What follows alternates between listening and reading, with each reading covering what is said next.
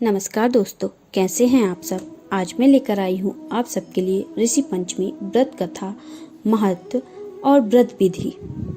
ऋषि पंचमी भाद्रपद मास की शुक्ल पक्ष की पंचमी तिथि को रखा जाता है। हिंदू धर्म में ऋषि पंचमी एक शुभ त्योहार है। मान्यता अनुसार इस दिन विशेष रूप से भारत के ऋषियों का सम्मान करने के लिए है। ऋषि पंचमी का शुभ अवसर मुख्य रूप से सप्त ऋषियों को समर्पित है।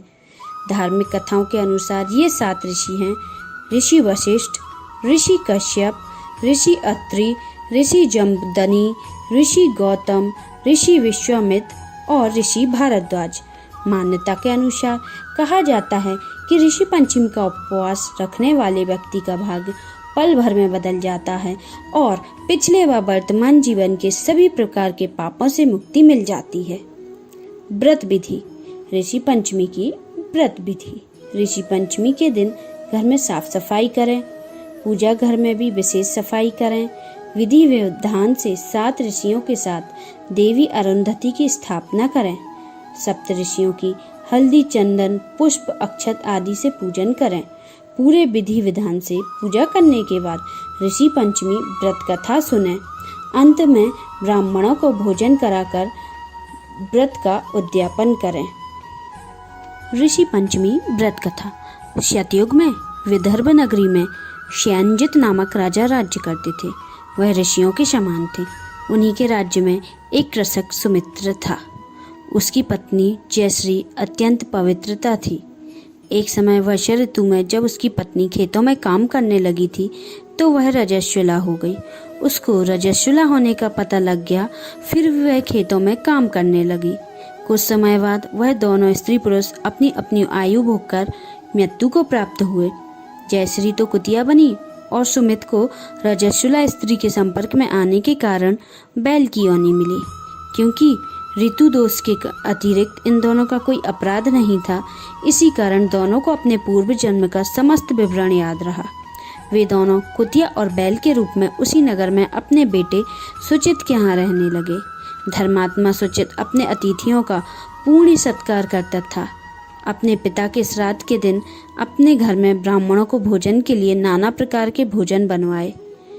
उसी स्त्री किसी काम के लिए रसोई से बाहर गई हुई थी तो एक सर्प ने रसोई में खीर के बर्तन में विष वमन कर दिया। कुतिया के रूप में सुचित की माँ कुछ दूर से सब देख रही थी। पुत्र की बहू के आने पर उसने पुत्र को ब्रह्म हत्या के पाप से बचाने के लिए उस बर्तन में मुंह डाल दिया। सुचित की पत्नी चंद्रवती से कुतिया का यह कृत्य देखा ना गया और उन्होंने चूल्हे में से जलती हुई लकड़ी निकालकर कुतिया को मारी। बेचारी कुतिया मार खाकर इधर उधर भागने लगी। चौके में जो जूठन आदि बची रहती थी वह सुचित की बहू उस कुतिया को डाल देती थी, लेकिन क्रोध के कारण उसने वह भी नहीं बाहर फेंकवा दिया और उसको नहीं दिया। सब खाने का सामान फेंकवा कर बर्तन साफ करके दोबारा खाना बनाकर ब्राह्मणों को खिलाया।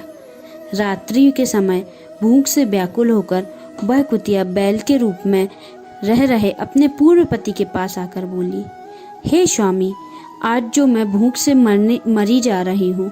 वैसे तो मेरा पुत्र मुझे रोज खाना देता था, लेकिन आज मुझे कुछ खाने को नहीं मिला है।